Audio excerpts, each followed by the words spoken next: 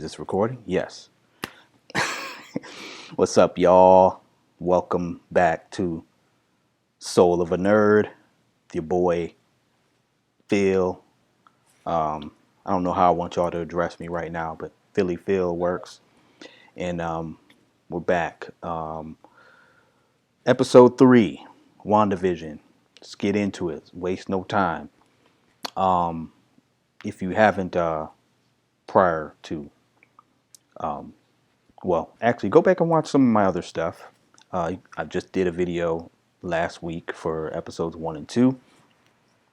And if you dig it, go on ahead and subscribe to the channel.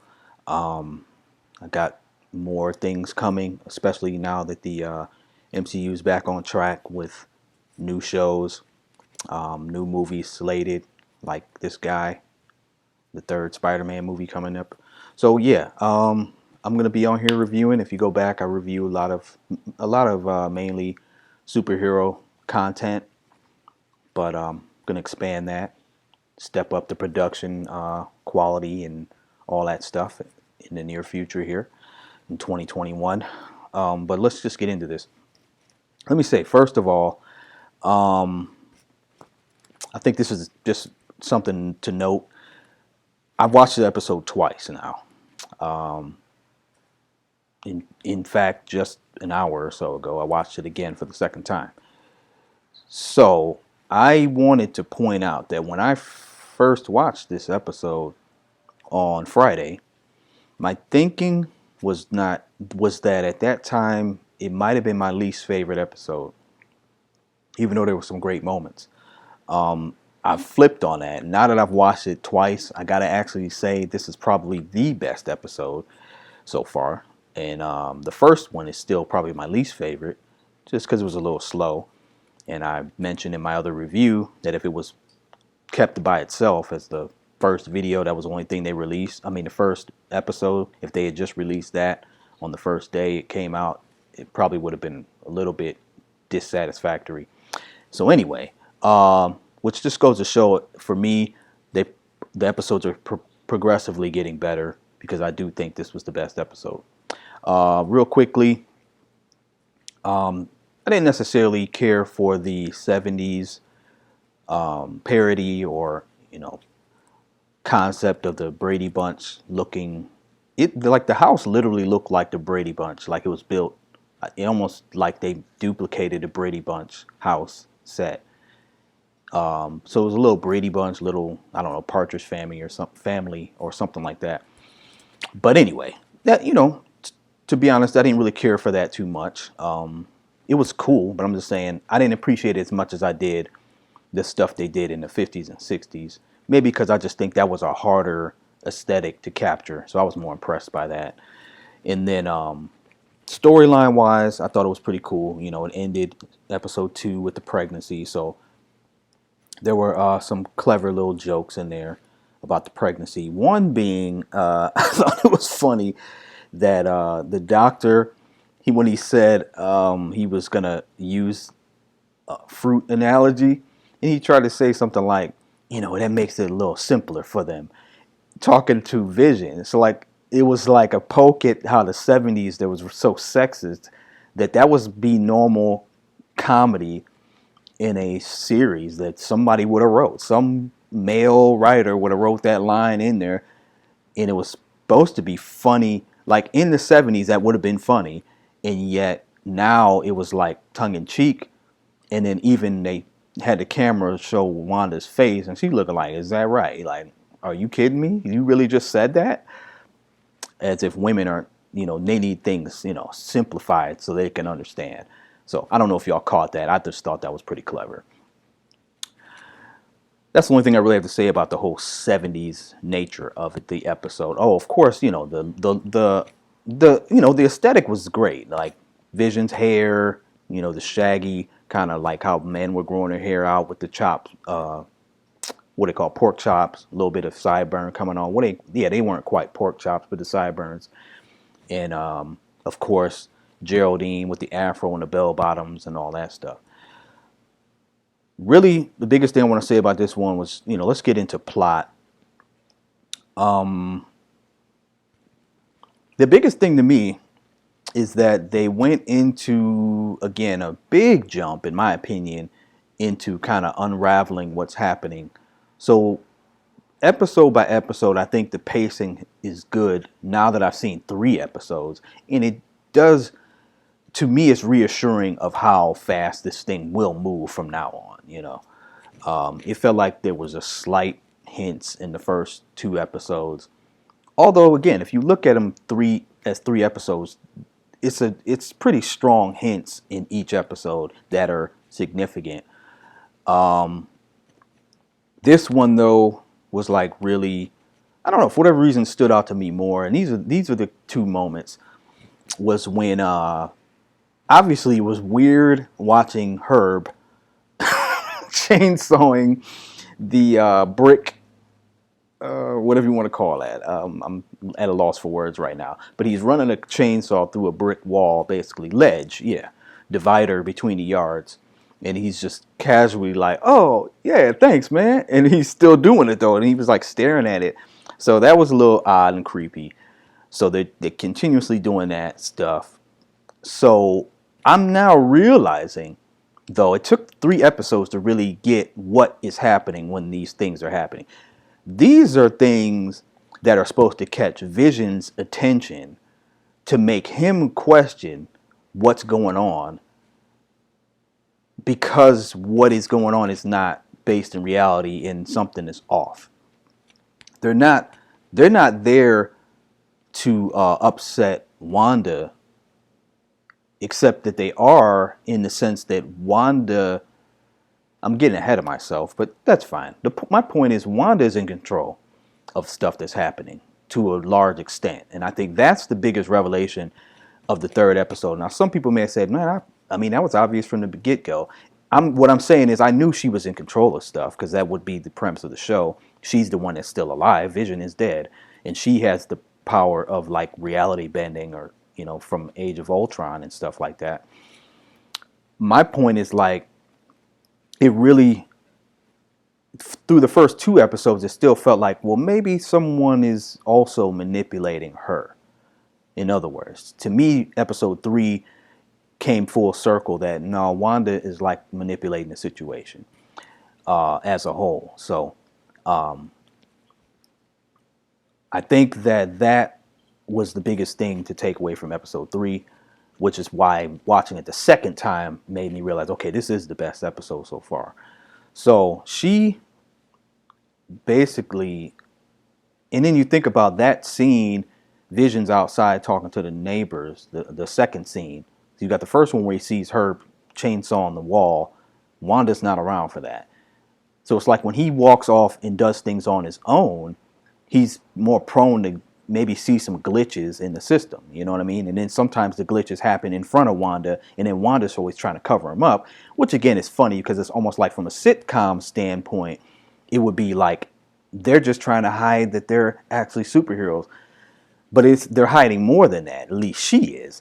And there's a scene in there where he says that, Vision says that, and he's saying to her, it seems like there's more to it than this, paraphrasing him.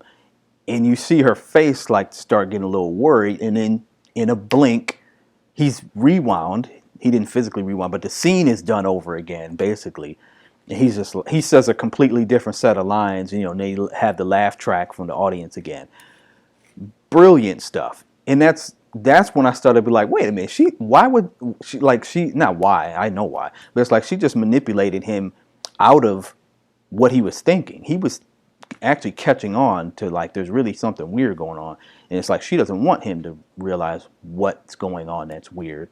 So again, it's a metaphor for the sitcom storyline of them trying to hide their identities from the citizens of Westview is a metaphor for the fact she's trying to hide everything from everybody, basically, which is that they're not in a reality. And watching it the second time, the first time I watched it when Vision was talking to Herb and not Geraldine, Agnes, outside, and they were starting to tell him something because they were talking about Geraldine and how she's from. They were trying to drop hints to him basically, And watching it the second time, I finally figured out what was happening. They're trying to almost give him, like when you're captive and you're trying to send a signal to somebody, like, yeah, we're not where you think we are. They were trying to tell him she's here, because, you know, and he kept saying, because we're all, well, he said it more than once, we're all here. And then finally, Agnes stopped him. This is what I think that is. He was trying to tell Vision we're all trapped. That's what he was going to say, because we're all trapped. So again, the big reveal, and it's kind of a big reveal, huh? Fake, yeah, we're all fake or we're all trapped. Fake and trapped, basically. So like the big reveal, I mean, it's kind of revealed right there at the end when Geraldine flies in. You if see the first time watching it, it still kind of was like, wait, what I just see? So let me slow down. So, the other thing, it was kind of cute how her pregnancy kept developing by the minute, and all that little clever jargon and dialogue that was going on about, has he Vision asked the doctor what would it look like at 12 hours, because he's like, this has been about 12 hours, so, which is another point when doctor asks, so you're like 4 months, right? And she's like, yep. And he's like, no, because he's thinking this ain't been no 4 months. But she had to correct him. He's looking, he's like, yeah, I'll go along with that. So it's like he's looking at it like, well, this is, yeah, I guess this is what happens when you're superheroes.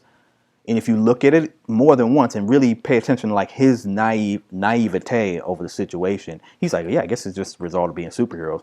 When in reality, this is a result of she has manipulated this whole situation. So them saying, well, Agnes cutting him off is almost like, I'm starting to think the people that we're seeing as characters in this show are either one, villains, so to speak, who have somehow infiltrated this situation for negative, or they're agents of some sort who are trying to get a grasp on what Wanda is doing and try to stop her, or help her. The key moment in the episode to me was first when Vision was catching on or questioning what was happening with them in Westview, and Wanda made a point to stop him in his little dialogue. She just had this expression on her face like, nope, we're not about to do this. And the scene reset itself, and he had a completely different set of words and dialogue.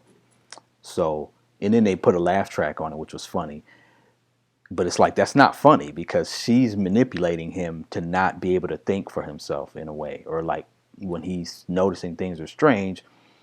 The key to this episode to me has been now that it's not just a sitcom concept of the two of them trying to hide their superpowers, but she's trying to hide the fact that this is not reality.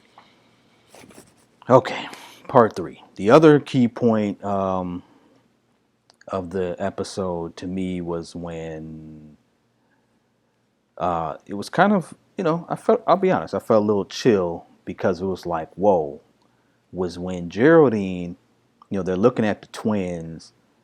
And of course, I was thinking to myself, like, hey, yeah, she was twins. And she brings it up. So Wanda's like, yeah, I was a twin. And she goes into talking about her brother, who was, of course, Quicksilver, who was killed in movie Age of Ultron. She starts singing a little lullaby to the babies in the Sokovian language. So Geraldine then, basically out of nowhere, she's like, he was killed by Ultron, wasn't he?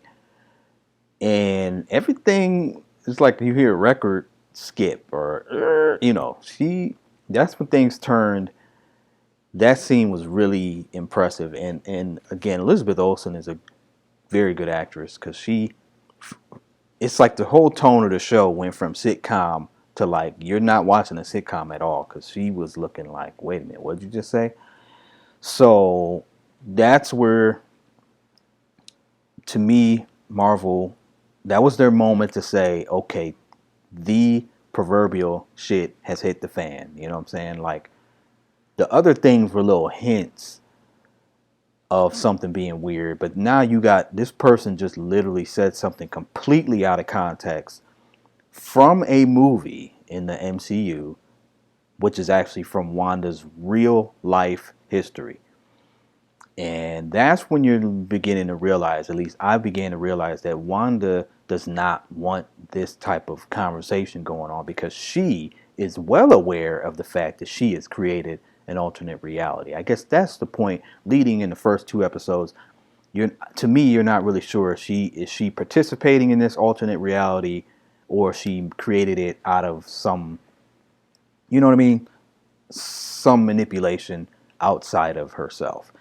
This to me says, no, she created this full knowing, willingly, to escape reality, or the fact that she's not dealing with grief well right now, and that she may be in a little bit of a psychosis, or, like I said, a danger to herself and others.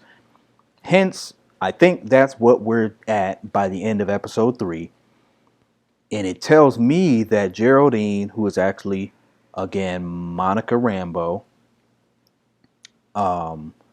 she's there as an agent, and then Wanda notices the symbol on her medallion, which is sword. Again, it's an agency similar to S.H.I.E.L.D. It was the same symbol that was on the back of the suit of the guy who climbed out of the sewer with the bees all around him. So, basically it looks to me like sword has employed Monica Rambeau. She's an agent of the agency sword. She was infiltrating or going undercover in Wanda's world to try to get an idea of what is Wanda doing and what the heck is wrong with Wanda. It's almost like self-explanatory when you put the pieces together. She popped up in episode 2 at the little housewives of the neighborhood debutante meeting and introduces herself. You know, she made a point to sit down and kind of introduce herself to her, you know. And now she's just stopping by to have a chat with her. Even that scene made more sense now, why she wanted to come over and acting like she wanted to borrow some stuff. And she's trying to chat up Wanda this whole time, sitting there chatting her up about what's going on with her at her fake job. Meanwhile, like I said, outside, the neighbors are telling Vision that something's off about Geraldine, and I think they were trying to let Vision know, hey, Geraldine's here to save us, kind of sort of thing, is what they're actually trying to tell Vision, is Geraldine's here to help us, because, you know, did you notice how she just came out of nowhere? They were saying she doesn't have a husband or a home. So that's what it is. Geraldine does not belong there. And I said in my last video that Geraldine's comment where she said, I don't even know why I'm here, really, when she was at the debutante housewives meeting, I said that was going to be a little more profound than what it was at the time. And it was. It's not quite what I said it was going to be. I thought she was going to kind of have a repeated situation, but they skipped all that and just got it out the open in the very next episode that, yes, she doesn't know why she's there, but actually, yes, she does. She's there as an agent trying to infiltrate what's going on with Wanda.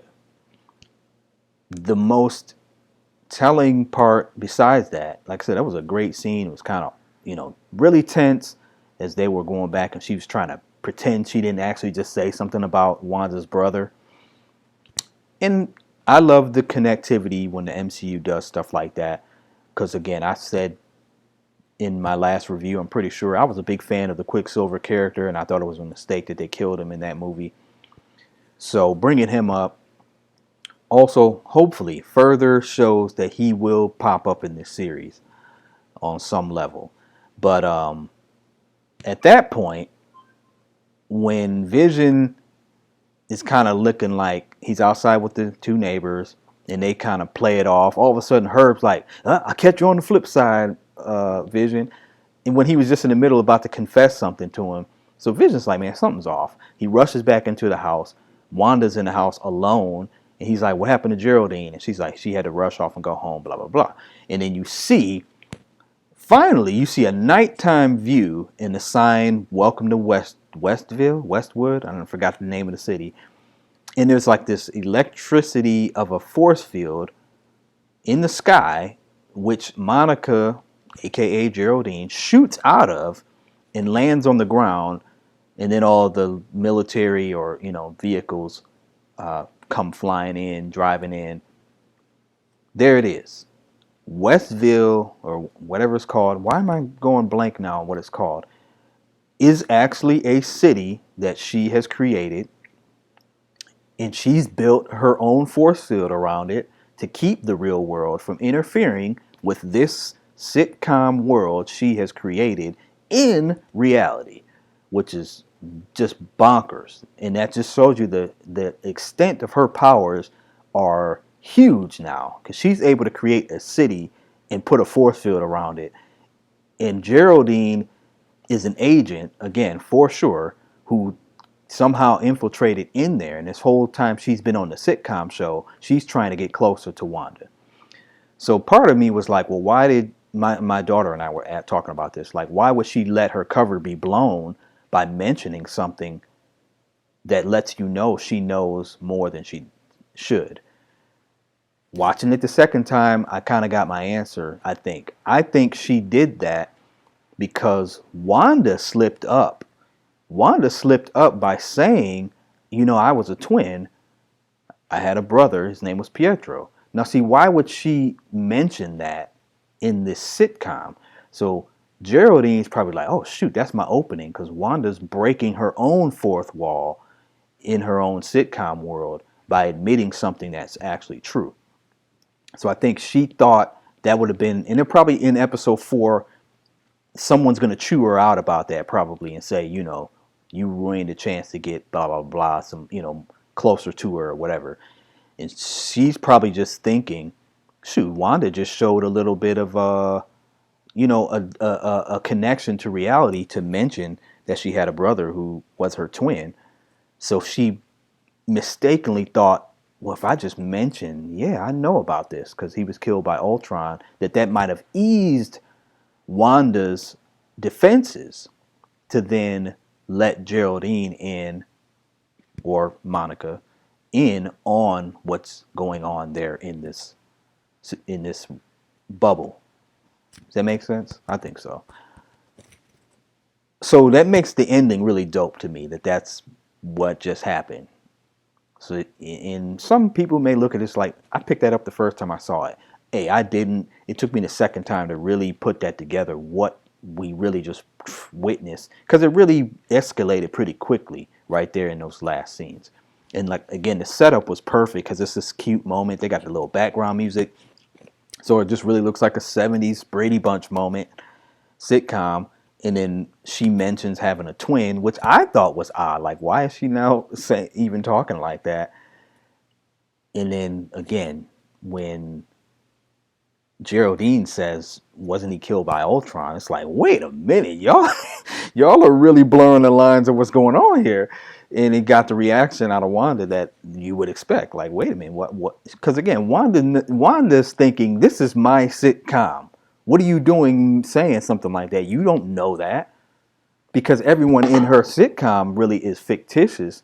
And I think it points out that Geraldine is a real person somehow who's infiltrated this situation. So I think as these episodes go on, and I was just telling my daughter this, getting ahead of myself, I think Wanda, by the end of this series, we're going to realize she's actually the villain. Like, she is basically manipulating stuff because, again, she's in grief and she's gone a little off and a little haywire mentally. In this agency is trying to get a control of her before she does damage. And this movie is supposed to connect to the third Spider-Man movie, which is currently shooting and is coming out next. Wait, is that? No, that's supposed to be coming out this. No, wait. Let me think about this. Yes, that's supposed to be coming out in December of this year. Yeah, December of 2021. This Spider-Man movie is supposed to be coming out. And then Doctor Strange 2 is connecting into that as well, because she's supposed to be in that movie, which is coming out next March in 2022. So I think they're going to set this up to where she's creating a multiverse or multi-realities with her powers, and they're going to have to try to get a hold of her, and like, because this is dangerous to kind of be doing this stuff. That's my theory. and that she may be, I had heard rumors she could be like somewhat of the villain in Doctor Strange Part 2, because it's going to take him, somebody with his abilities, to get a hold, control of what's going on with her. But there may be another villain involved that's kind of manipulating her into this fear, or into going to this extent to try to protect her so-called reality. So I'm gonna stop right there because I'm really deep diving right now. But yeah, I thought the episode was great. Had to watch it twice. I'll admit that. To me, the commercial they did was stupid. I thought that was corny. I mean, I get it, Hydra wash. So it's like, I think some of the commercials, again, I said in my last video, I don't know if they're really supposed to have any depth to them, or they just cute little references to stuff in the MCU. And I think this was just them using the word Hydra to talk about a bath, bubble bath solution. So didn't really care too much about that. I just really interested where they're going with the next episode. Are they going to jump now to the 80s? Are they going to stay in the 70s?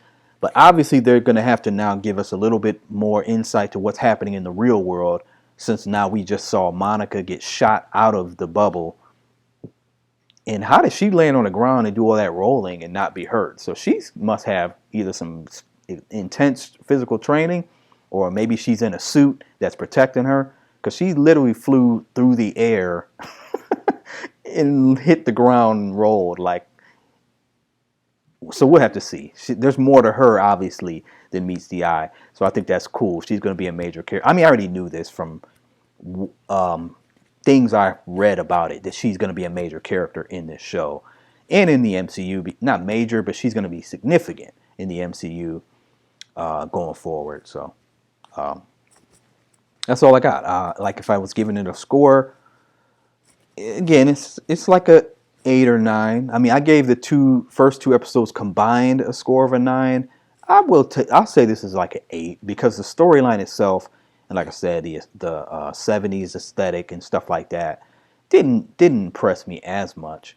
I thought it was weird, the scene where Dottie from episode 2 and the guy with the mustache, I didn't know they were supposed to be married, but when she walks in the room and says to him, "Honey, do these earrings make me look fat?" Now, I guess it was, it's a joke. It's funny. It's like, how would earrings make you look fat? And it's like a play on how women will ask their husband these questions that are basically impossible to answer. And then the power went out, and he was just like, thank goodness, or whatever. Because my thing with that scene, not so much, forget the fact of whether it was funny or not. My thinking with that was like, why would we see that, though? Why are we seeing a scene that has nothing to do with Wanda or Vision? Now, that could be just a little bit of an error on Marvel Studios' part to even put that in to get a laugh out of people, because that's actually contradictory. Because if this is her reality, why are we seeing a scene with people and she nor Vision is involved at all? What, she's just making up scenes like this in her mind? Why? Because she just wanted to make it sitcom-like? That's kind of silly to even see a dialogue between two characters that are not, if they're not real, why are we seeing a conversation between them? It could just be as simple as, hey, that was just part of Wanda's fictionalized imagination. She's just imagining this couple having this conversation, I guess. And they probably won't even bother to explain every little thing that we see, whether it's actually Wanda's sitcom imagination, or is there something else going on? Because I still think there's got to be somebody else who has infiltrated her mind or this bubble, and they're trying to get at her for different reasons. Otherwise, it really would just be her being a villain. So that's why I think this show is going to be kind of dope, because there's a lot going on. And I know, again, if it's not your taste as far as the sitcom element, I get it. It's really not for everybody. I'm not here to try to convince people. I think the show is for people who hear the premise, were interested in the premise, and are curious to see where Marvel's going with this type of creative and risk-taking storyline or approach to telling a story. I think actually it just makes great sense. Considering these characters, they're basically the best and only romance in the MCU. So they're just trying to give you a little bit of a love story and make a little bit of creep factor and a little psychological suspense factor because of the abilities of Wanda. And mind you, a friend of mine, I was in Facebook commenting, trying to help people understand this show. And the guy, one of my guys, he said he went back and watched Age of Ultron because I mentioned you almost have to go back and remember who Wanda is. And he was pointing out he had forgot that Vision and Wanda's powers come from the same source, which was the Mind Stone. The first Avengers movie, Loki had a scepter and he was controlling people with it. Yeah, so I told him that's a great point. That's what you're supposed to be kind of making, connecting the dots. Wanda and Vision are bonded over that stone, even though they mentioned that in Infinity War anyway. So I don't know how people forget, but you know, it's a lot to take in, and everybody's not a nerd. Hence my channel here to really remember and connect these things. So I just think the concept is great. I'm enjoying it. Looking forward to episode 4, and I'll be back with that review at that time. So that's all I got. Peace out. Oh, yeah, I said it was like an 8. I'm giving it an 8 out of 10. Yeah, that's all I got. If I come up with something else, I'll mention it next week. Peace.